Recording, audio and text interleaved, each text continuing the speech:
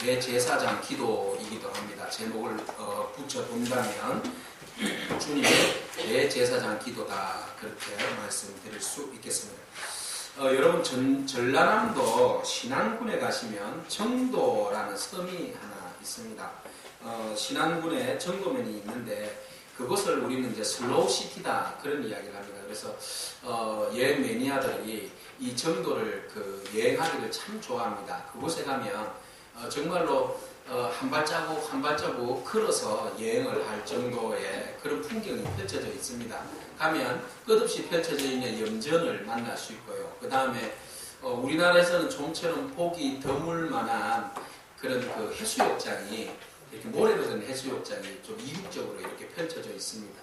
뿐만 아니라 기암절벽이 너무 해안가에 잘 펼쳐져 있어서 석양에 한번 그 풍경을 보면 참 나폴리나 이런 곳이 따로 없다 할 정도로 너무너무 아름다운 그 마을이 바로 이 정도라는 곳입니다. 이 정도를 한번 여행을 쭉 하다 보면 한 기념관을 하나를 만나게 됩니다. 그 기념관을 만나게 되는데 그 기념관은 바로 유명한 바로 문중경 전도사님의 뜻을 기리기 위해서 얼마 전에 이렇게 채워놓은, 건립해놓은 기념관입니다. 이곳에 가면 문중경 전도사님이라는 분의 일대기를 우리가 쭉 보게 되는데요. 여러분, 문중경 전도사님의 이야기, 일대기를 혹시 여러분 알고 계십니까? 참 좀 생소한 인물이지 않습니까?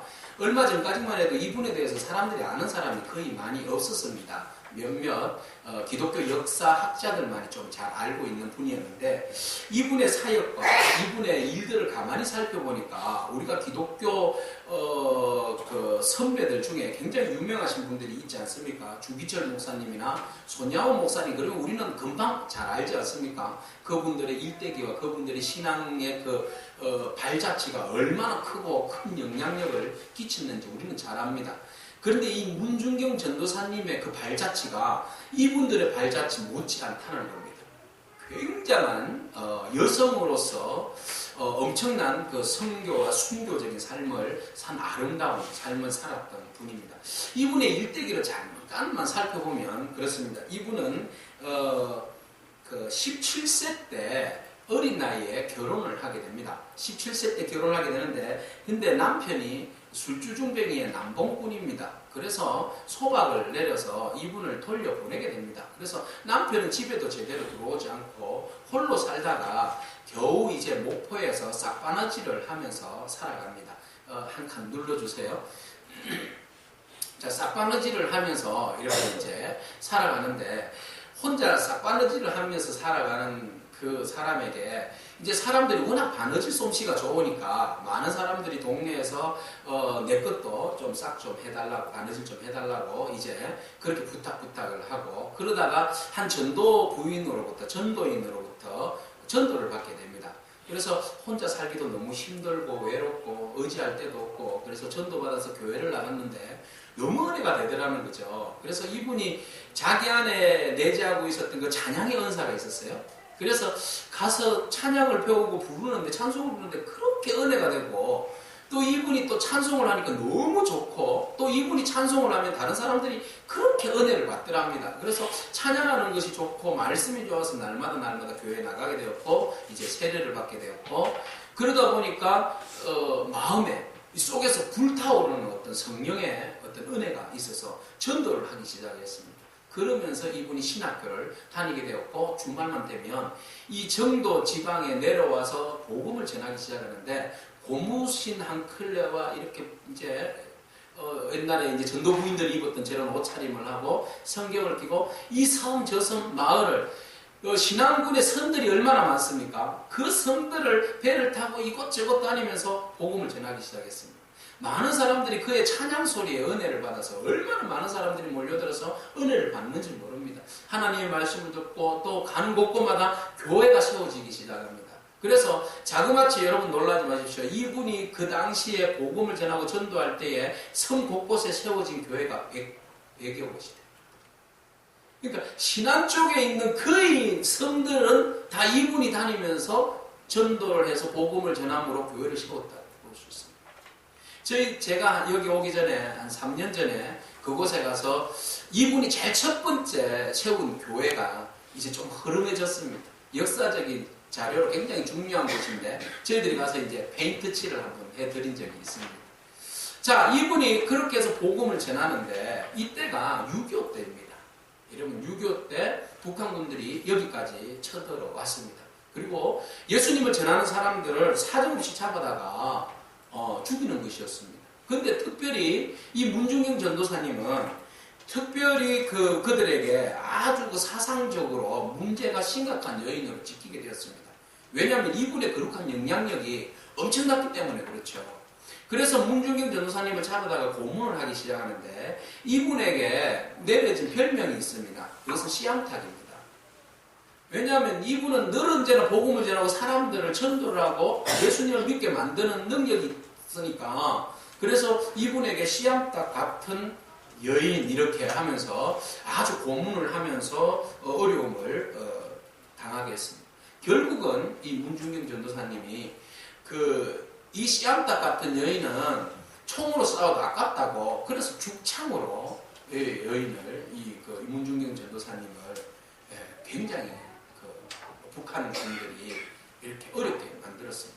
마지막까지 순교하면서 정말 서대반의 기도를 외치면서 저들의 죄를 용서해달라고 하나님 앞에 부르짖고 또 그 주위에 있는 다른 두려워하고 떨고 있는 사람들에게 이 사람들은 풀어주라고 나를 죽이고 이 사람들은 풀어주라고 그렇게 그 죽음 앞에서 두려워하지 않고 담대하게 용기 있게 오히려 그들을 나무라면서 죽어갔던 분입니다.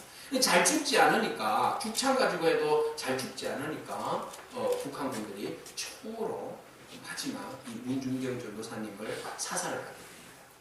자, 이렇게 해서 전도사님이 돌아가시고 많은 사람들이 이 마을에 있는 주변에 있는 모든 사람들이 슬퍼했습니다. 이 주위에 신앙군에 흩어져 있는 수많은 교회에 100여 곳의 교회가 세워졌으니까 그곳을 믿는 사람들이 어떻겠습니까? 지금도 그 지역에 곳곳에 교회들이 성장해 있는데 여러분 자그마치 90%입니다. 90%가 그 지역의 기독교인들이랍니다. 그러니까 한 여인이 하나님 미랄이 되어서 뿌린 복음의 씨앗이 엄청난 효과를 거두어진 거죠. 사람들은 말합니다. 이 여인 17세에 결혼해서 남편에게 소박받고 어려운 가운데 살다가 예수에 미쳐서 복음 전하다가 북한군에게 죽창 맞아 죽은 여인이라고. 여러분 일반 사람들의 이야기로 들어본다면 정말 세상 사람들의 이야기는 재수 없는 여인입니다. 그렇죠? 세상에서 제일 재수 없는 여인이 바로 문중경입니다. 근데 보십시오. 그 여인이 세상 사람들의 판단은 그렇습니다만은 그러나 그 여인이 죽음으로 인하여서 이 전도사님이 죽음으로 인하여서 맺힌 열매가 100여 교의 교회와 90%나 되는 크리스찬들이 그곳에 뿌리를 내린 것과 그리고 그분에게 어렸을 때 사탕 받으면서 노래 들으면서 복음을 받았던 사람 중에 한국교회의 큰 기둥과 같은 역할을 하는 사람들이 나오기 시작합니다. 그 중에 여러분들이 잘 아시는 목사님이 한 분 계십니다. CCC를 창설한 목사님이었습니다. 누굽니까? 김중곤 목사님.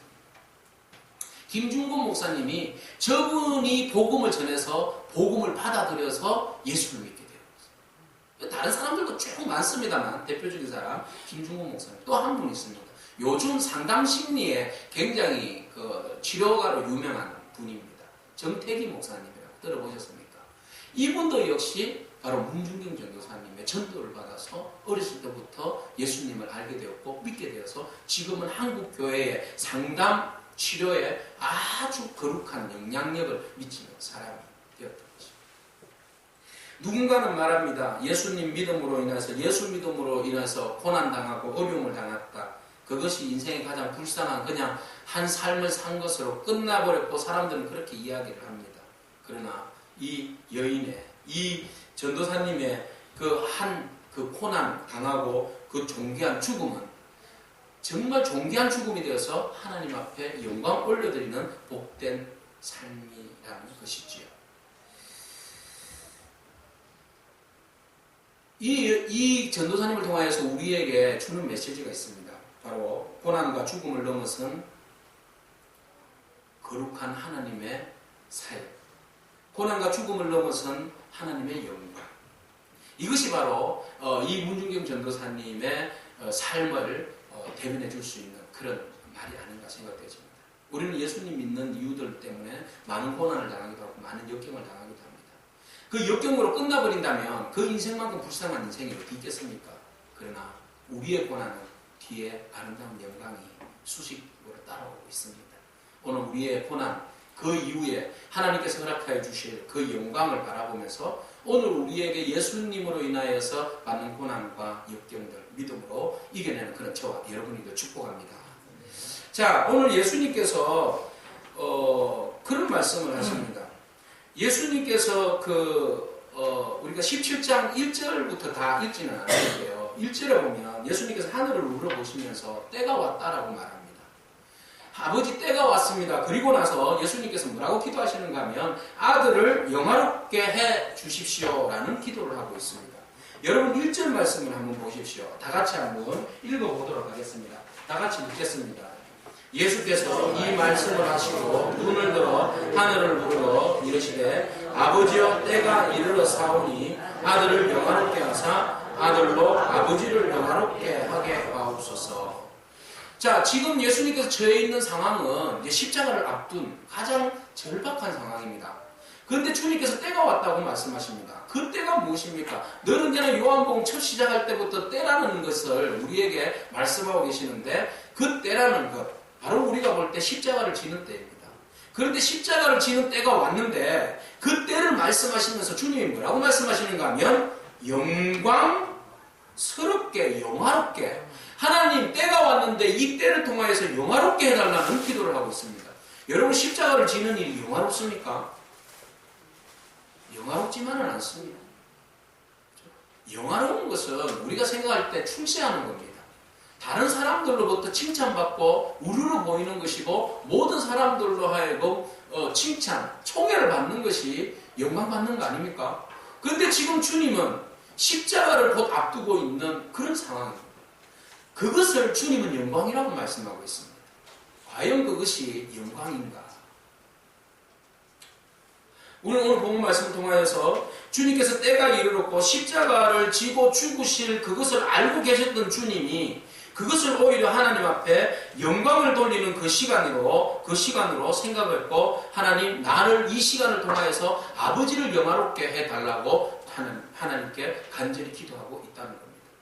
하나님 앞에 예수님 스스로를 놓고 기도하는 그 순간에 정말 두렵고 떨리는 시간이지만 정말 이 시간이 지나면 아주 처절하게 비참하게 십자가를 지고 죽어야 하는 시간이 있지만 그러나 주님은 이 시간을 기도하심으로써 오히려 그 두려운 시간을 그 무서운 시간을 그 죽음을 앞둔 시간을 하나님 앞에 영광을 돌리면서 오히려 그 모든 시간들이 하나님 나로 하여금 영화로운 시간이 되게 해달라고 간절히 기도하고 있습니다.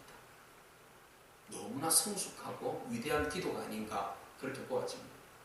오늘 우리가 이 예수님을 바라보면서 우리의 삶 가운데 있어지는 그런 고난의 시간들 그 고난으로 인해서 절망하고 원망하고 낙심하는 것이 아니라 정말 이 시간들이 하나님의 영광을 드러내는 오히려 이 시간들을 거룩하게 잘 지킴으로 인하여서 이겨냄으로 인해서 이것이 하나님의 영광이고 우리의 영광이기를 소망하는 기도 또 그 기도의 삶이 되어지기를 축복합니다. 자, 이렇게 주님께서 기도하셨는데 여러분 주님께서 때가 되었고 하나님의 영광을 올려드리면서 이것이 나로 하여금 영화롭게 해달라고 기도한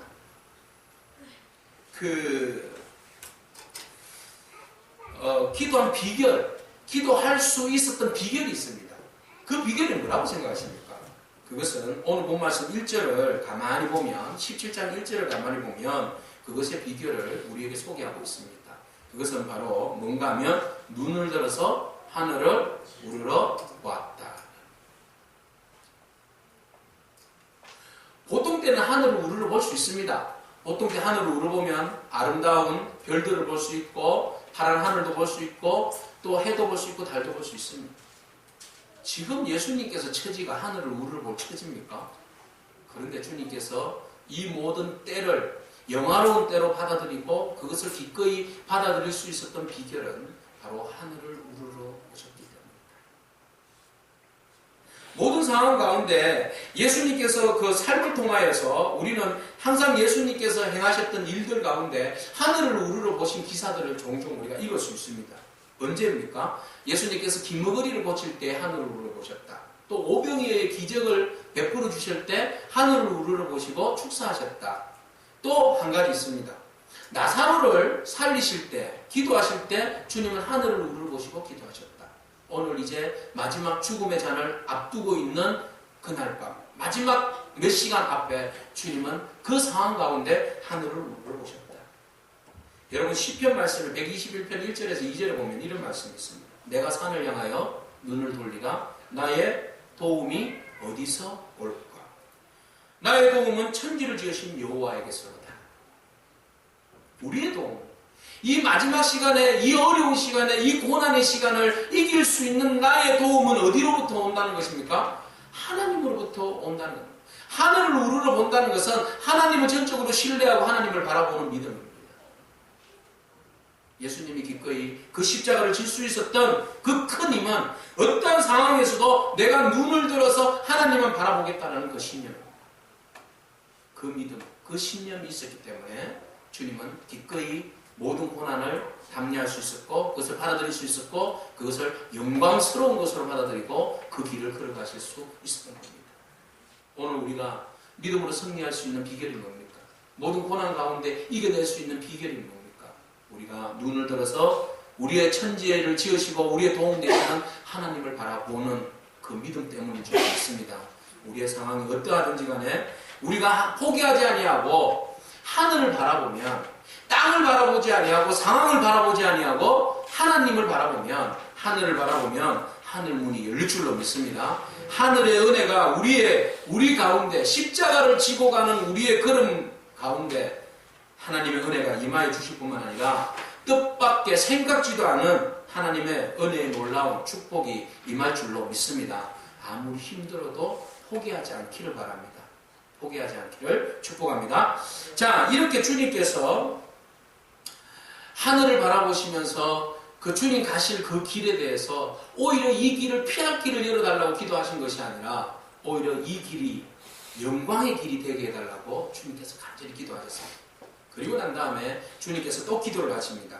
이번에는 누구를 위해서 기도합니까? 예수님 자신을 위해서 기도하시는 것이 아니라 이제는 제자들을 위해서 기도하십니다. 제자들의 지금 상황을 주님께서는 너무나 잘 알고 계십니다. 제자들의 상황이 지금 어떻습니까? 예수님을 처음 만났을 때 제자들의 마음은 흥분했습니다. 야, 이분은 보통 사람과도 너무 다르다. 그들이 갈릴리에서 고기를 낚을 때 예수님께서 놀라운 기적으로 그들에게 은혜를 베풀어 주셨습니다.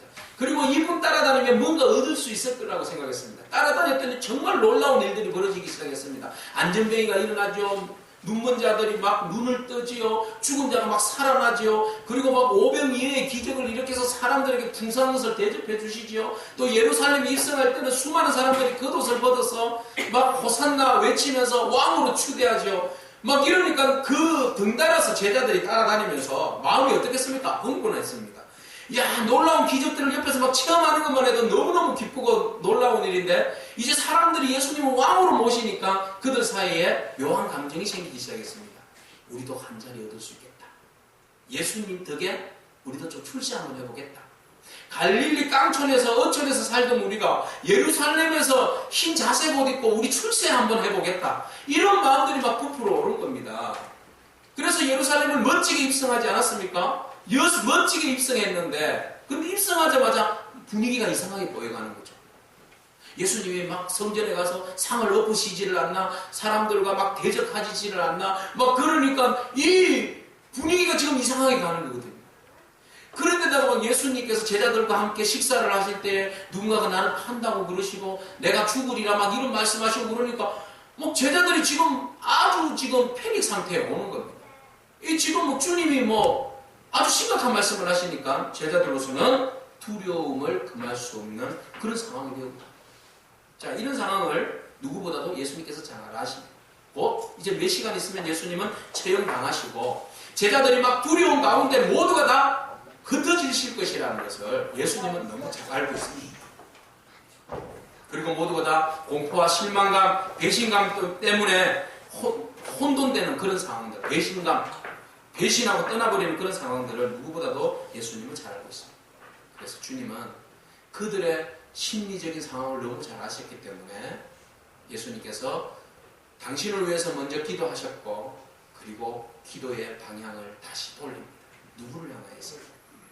우리를 위해서, 하나님을 향하여서 기도하십니다. 그 기도가 오늘 우리가 읽었던 본문의 말씀입니다. 여러분 9절 말씀을 보십시오. 17장 9절 말씀을 보면 예수님께서 이렇게 기도하십니다. 같이 한번 읽어보도록 하겠습니다.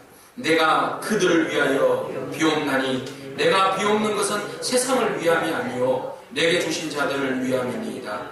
그들은 아버지의 것이로 소이다. 내가 비옵는 것은 누구를 위해서 빈다고 그럽니까? 내가 그들을 위하여 비옵니다. 그들을 위해서 빌고 있다는 거죠. 기도합니다.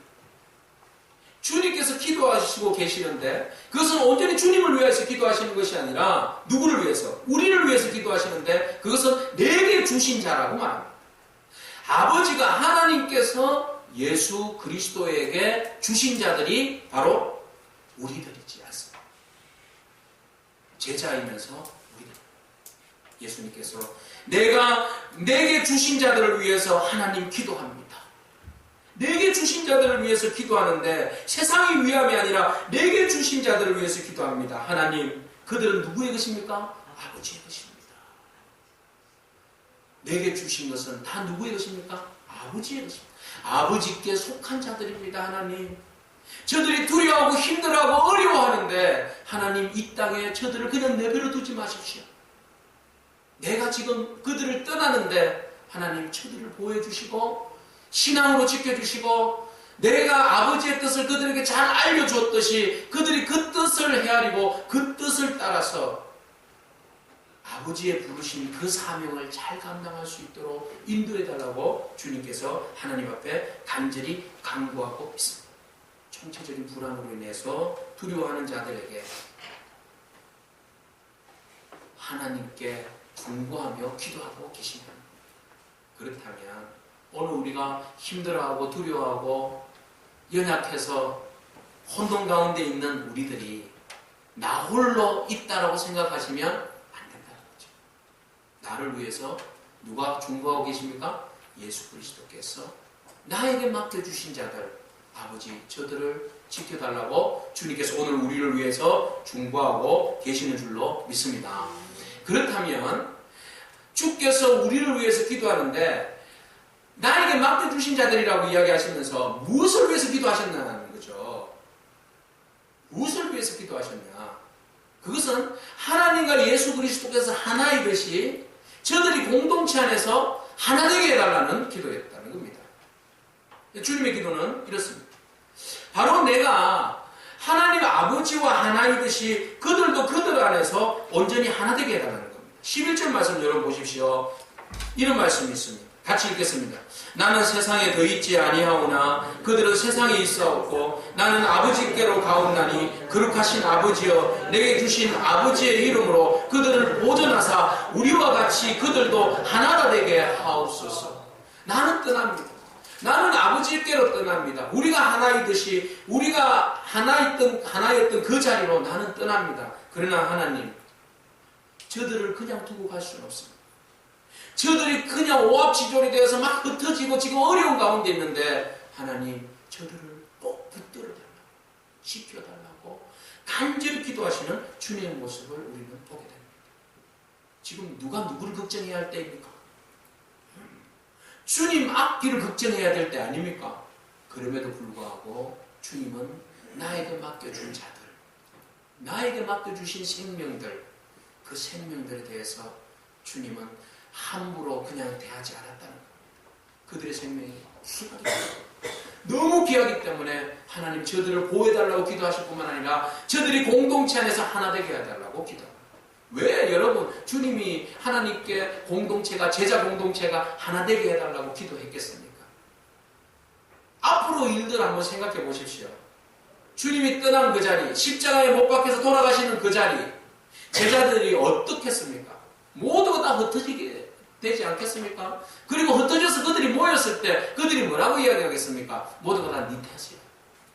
다 네가 그렇게 해서 그렇다고, 네가 그렇게 해서 그렇다고. 그러다 보면 제자 공동체가 예수님을 중심으로 해서 모였던 제자 공동체가 예수님이 없어짐으로 인해서 그 공동체가 어떻게 되겠습니까? 와해되어지고 깨어지는 거죠. 영적 리더가, 지도자가 없어지면 거기에서 같이 신앙을 생활을 했던 그 공동체는 와해될 수밖에 없습니다. 그래서 한 사람이 얼마나 깨어있는 리더 한 사람이 얼마나 중요한가를 보여주는 거죠. 그래서 주님은 내 없는 그 자리에 성령 하나님께서, 아버지께서 그들을 하나 되게 해주시고 온전히 붙들어 달라고 간절히 간구하고 있다는 겁니다. 얼마나 예수님의 마음이 깊고 또 우리를 향한 배려하심이 얼마나 깊으신지를 우리에게 보여주고 있습니다. 이들이 진정으로 모든 상황들 가운데 서로가 책임 전가하지 아니하고 공동체가 믿음 안에서 온전히 하나 되어지고 정말 하나님께서 그들을 통하여서 이루고자 하시는 일들을 그들이 잘 감수할 수 있도록 하나님이 인도해 달라고 지금 주님은 간절히 기도하고 있는 겁니다. 홀로서기. 제자들이 흩어져서 그냥 막 오합지졸 되는 것이 아니라 하나님의 은혜 가운데 붙들림 받아서 홀로서기를 잘 감당할 수 있도록, 신앙의 홀로서기를 잘 감당할 수 있도록 공동체를 하나로 묶어달라는 겁니다. 얼마 전에 제가 페이스북에 올라오는 영상을 하나 본 적이 있어요. 그것을 보니까 2014년에 11월 13일에 방영되었던 시월드라는 연예인들이 나와서 이제 이렇게 가족들에 대한 이야기 이런 거 하는 프로입니다. 그 중에 한 내용을 본 적이 있습니다. 그게 보니까 개그우먼 중에 여러분 김지선 씨라고 알고 계시죠? 예, 개그우먼 중에 김지선 씨가 이야기를 짧게 하는 이야기를 듣는데 눈물이 막 나더라고요. 뭔가 하면 이분도 막 울던데 여러분 보실 수 있으면 한번 나중에 이제 검색해서 한번 보시면 은혜가 됩니다. 뭐라고 이야기하는가 하면 그가 이제 촬영 때문에 이제 바빴는데 어떤 한 분이 설문지를 좀 이렇게 써달라고 하더라고요. 그래서 뭐냐고 그러니까 호스피스래요. 여러분 호스피스 알죠? 암 말기 환자들을 편안하게 돌아가실 수 있도록 이렇게 이제 안내해 주는 사람들이 호스피스지 않습니까? 이 호스피스에 봉사하고 있는 분이 김지선 씨에게 이런 유인물을 주면서 이제 뭐를 좀 이렇게 설문을 조사하고 있었어요. 그래서 당신이 가장 소중하게 신체 부분 중에 가장 소중하게 여기는 거 5가지를 한번 써보라고 합니다. 여러분 한번 써보십시오. 여러분들이 신체 중에 가장 소중한 게 뭐죠? 눈, 또 입. 입이 있어야 사랑한다 말도 하고 또 맛있는 거 먹을 수도 있잖아요. 눈이 있어야 보고, 그죠? 또 귀가 있어야 들리죠. 귀가 또 잘못되면 균형 감각을 잃어버립니다. 귀가 정말 좋아합니다. 또 뭐가 있어야 되죠? 가슴이 있어야 돼요. 소화해야 돼요. 위장도 있어야 되고요. 또 여러분 또 중요한 거 하나 있어요. 앵기 손가락. 이거 있어야 돼요? 없어야 돼요? 이거 정말 중요합니다. 콧구멍 간지러울 때 여러분 엄지손가락 넣을 수 없고요. 다른 거 넣을 수 없는데 이게 참 중요합니다. 이게 필요 없는 것 같잖아요. 근데 이게 얼마나 우리에게 중요한지 모릅니다. 자, 그래서 5가지를 적었대요. 그러면 당신의 물건들 중에서 정말 소중한 거 5가지 적어냈대요. 적었대요. 뭘 적었을까요?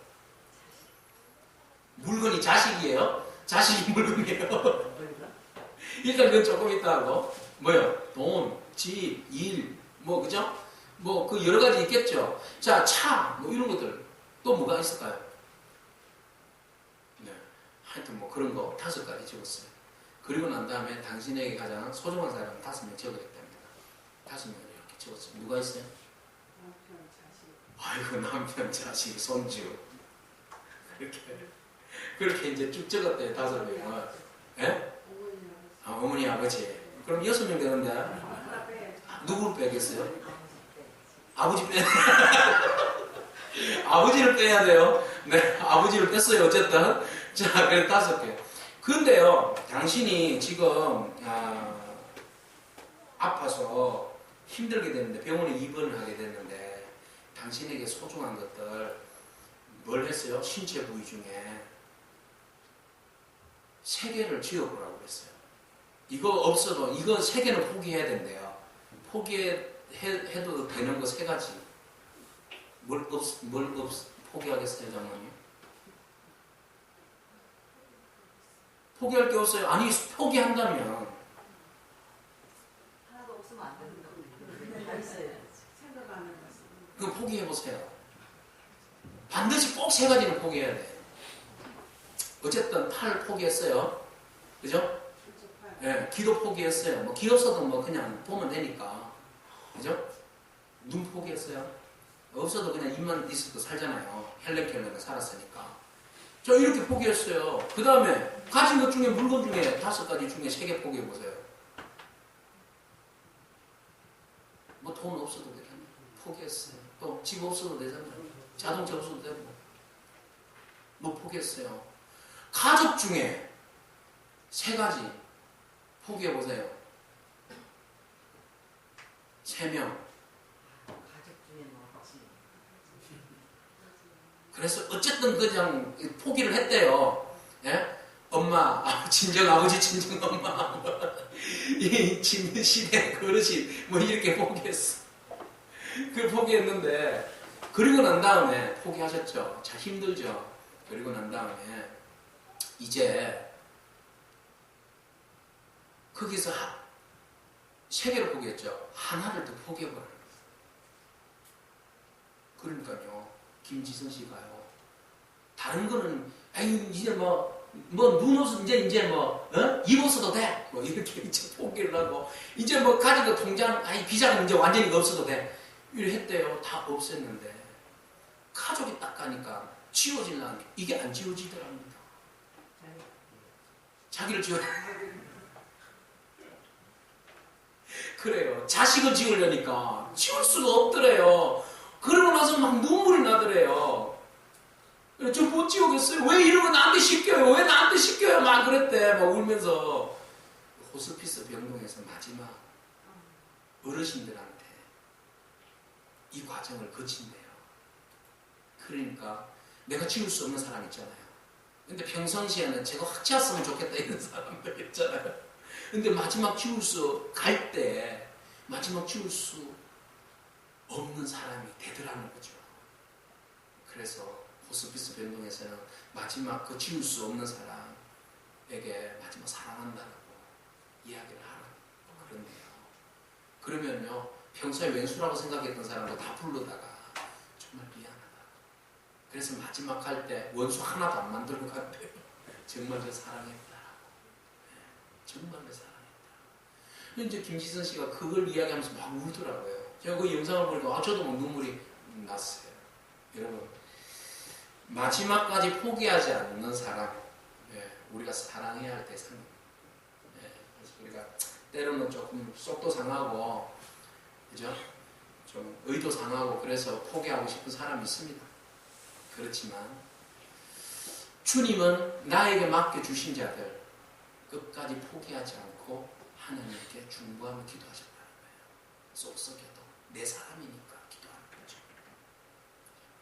우리가 하나님 속 썩여도 우리는 누구의 사람입니까? 하나님의 사람. 주님께 맡겨주신 사람. 주님은 우리를 위해서 중보하고 계시고 기도하고 계신다는 사실. 여러분 외롭지 않기를 바랍니다. 힘들어도 위로받기를 바랍니다. 주님이 우리를 붙들고 계시고 기도하고 계시고 그리고 정말 주님이 원하시는 것은 공동체 안에서 분열되지 아니하고 하나 되는 거예요. 가족이 하나 되는 거고 교회가 하나 되는 거고 이 나라 이 민족이 하나 되는 겁니다. 그것을 주님께서 바로 원하셨고 그걸 위해서 기도하셨다는 겁니다. 오늘 그 기도가 이루어질 줄로 믿습니다. 네, 주님께서 이제 구체적으로 하나님 앞에 기도하는 내용입니다. 여러분 한 4가지를 기도하셨는데요. 줄을 한번 꺼보시기 바랍니다. 이것은 바로 주님께서 우리들을 위한 기도입니다. 첫 번째는요. 13절에 보시면 우리에게 기쁨이 충만하게 해달라고 기도하고 있습니다. 외롭고 힘들어도 눈물 나고 아프고 슬프도 주님 함께 하시고 성령이 함께 하시면 하나님 저들이 그 가운데서도 기쁨을 잃지 아니하도록 그냥 좋아서 그냥 웃고 많은 그런 기쁨이 아니라 그죠? 그냥 웃다가 사라지는 기쁨이 아니라 하나님의 은혜 가운데 진득이 우러나는 기쁨 있잖아요. 기쁨, 조회라고 하는 그 기쁨요. 예? 영생 안에서 주어지는 기쁨, 그 기쁨을 충만하게 이들이 누릴 수 있도록 인도해달라고 기도하고 있습니다. 13절 말씀 같이 읽도록 하겠습니다. 지금 내가 아버지께로 가오니 내가 세상에서 이 말을 하옵는 것은 그들로 내 기쁨을 그들 안에서 충만히 가지게 하려 함이니이다. 그래서 그들이 내 안에서 기쁨을 충만히 누릴 수 있도록 인도해 주십시오 라고 기도하고 있습니다. 그 기쁨이 우리 가운데 충만하기를 축복합니다. 뿐만 아니라 두 번째 기도예요. 여러분 나중에 시험 치겠습니다. 첫 번째 기도는 기쁨이 충만하다. 두 번째 기도가 뭐예요? 악한 자들로부터 보호해 주십시오. 그러니까 저들을 두고 떠나니까 악한 자들이 얼마나 많이 제자들을 위협하고 죽이고 힘들게 하겠어요? 사단이 얼마나 영적으로 공격하겠습니까? 하나님, 저들을 악한 자들로부터 보호해 주십시오. 여러분, 이거는 우리가 기도해야 할 제목입니다. 우리가 자녀들을 위해서 기도한다면 우리에게 허락해 주신 자들을 위해서 뭘 기도하겠습니까? 잘 먹고 잘 살게 기도하겠습니까? 아니요, 영적인 기도, 예수님께서 제사장 기도를 하셨듯이 우리도 이 기도를 해야 하는데, 첫 번째는 그들에게 성령 안에서 하나님 주시는 기쁨이 넘치게 해주십시오. 두 번째는 그들을 모든 악한 자들로부터 보호하여 주십시오. 15절 말씀입니다. 읽겠습니다. 내가 비옵는 것은 그들을 세상에서 데려가시기를 위함이 아니요 다만 악에 빠지지 않게 보존하시기를 원함입니다. 세상에서 데려가는 것이 아니라 그들이 세상 가운데서 악과 싸워서 이길 수 있도록 하나님 그들에게 악에 빠지지 아니하도록 그들의 영혼을 지켜달라고 부르짖고 있습니다. 주님께서 지금도 중보하고 계시는데 우리로 하여금 기쁨이 넘치게, 우리로 하여금 악에 빠지지 않도록 기도하시는 줄로 믿습니다. 여러분들이 기도의 제목이 있다면 바로 이런 기도가 우리의 기도이기를 축복합니다. 세 번째 주님의 기도가 뭡니까? 진리로 거룩하게 해주십시오. 우리가 기쁨이 넘치면 뭐하고 악에 빠지지 않으면 뭐합니까? 우리 안에 진리가 머무르지 않으면 금방금방 무너져버리지 않습니까? 그래서 주님이 말씀하십니다. 진리로 거룩하게 해달라.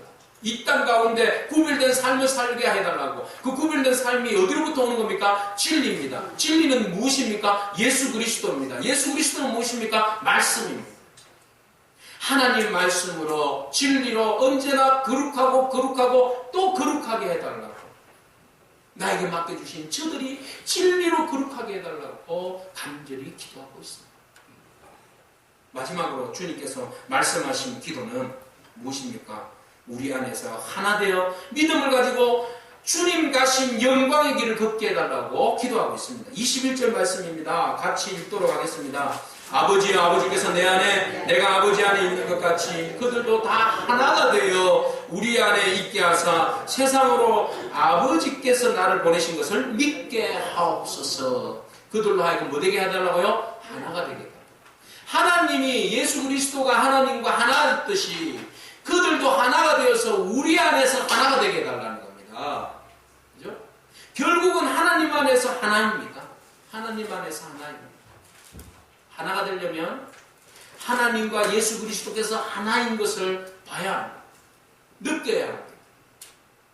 그래서 우리가 하나 되는 길은 주님의 마음에 품을 때 하나가 될 수 있습니다. 하나님의 마음을 우리가 마음에 품을 때 하나가 될 수 있습니다. 우리의 마음 가지고는 절대로 하나가 될 수 없잖아요. 우리의 마음이 주장되는 그 순간부터 그 공동체는 분열됩니다. 그러나 아버지의 마음이 우리 안에 있으면 그 공동체는 하나 될 수 있습니다. 주님께서 기도합니다. 하나님, 저들이 기쁨이 충만케 해주시고 악한 자리로부터 보호해 주시고 진리로 거룩하게 해주시고 그들이 믿음 안에서 하나 되게 하셔서 영광된 삶을 살게 하옵소서.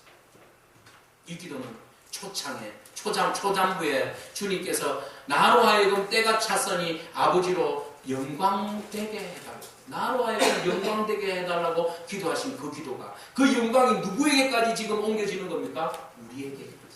그래서 우리가 영광스러운 자리에 있듯이 그들도 우리의 영광 안에 같이 참여하게 해달라고 간절히 기도하고 있습니다.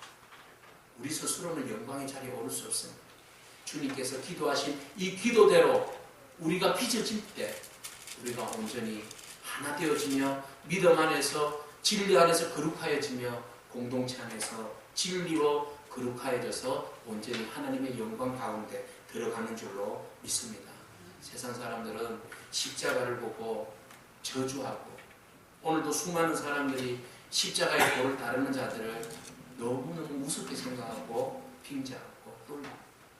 그러나 우리는 예수 그리스도의 그 십자가의 길이 생명의 길이요 영광의 길인 것을 알고 우리가 믿음으로 그 길을 걸어갈 수 있는 저와 여러분이기를 축복합니다. 진리 안에서 아버지의 마음을 품으십시오. 그 마음을 가지고 우리에게 요구하신 그 주님을 닮는 삶, 공동체 안에서 하나를 위하여서 노력하는 삶, 그 삶을 살아감으로 인해서 승리하는 저와 여러분이기를 축복합니다. 네, 말씀을 생각하면서 함께 기도하기를 원합니다.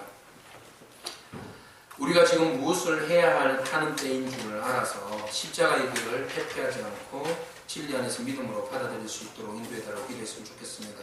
공동체가 믿음 안에서 하나 되게 해달라고 주님처럼 중보하는 일과 또 하나님 기뻐하시는 생명을 나누는 일, 세상으로부터 우리들을 보호하시고 진리로 더 거룩하게 하신 일들, 그 일들을 위해서 우리가 더욱더 중보하며 믿음으로 사명들 잘 감당할 수 있도록 인도해달라고 주님처럼 기도하는 인생 되게 해달라고 기도하기를 원합니다. 같이 기도하겠습니다. 잘 오신 주님 감사합니다. 주님 십자가의 길이 영광의 길인 것을 아시고 그 길을 기꺼이 받아들이시며 그 모든 것들을 하늘을 우러러시면서 오직 믿음으로 잘 감당하시면서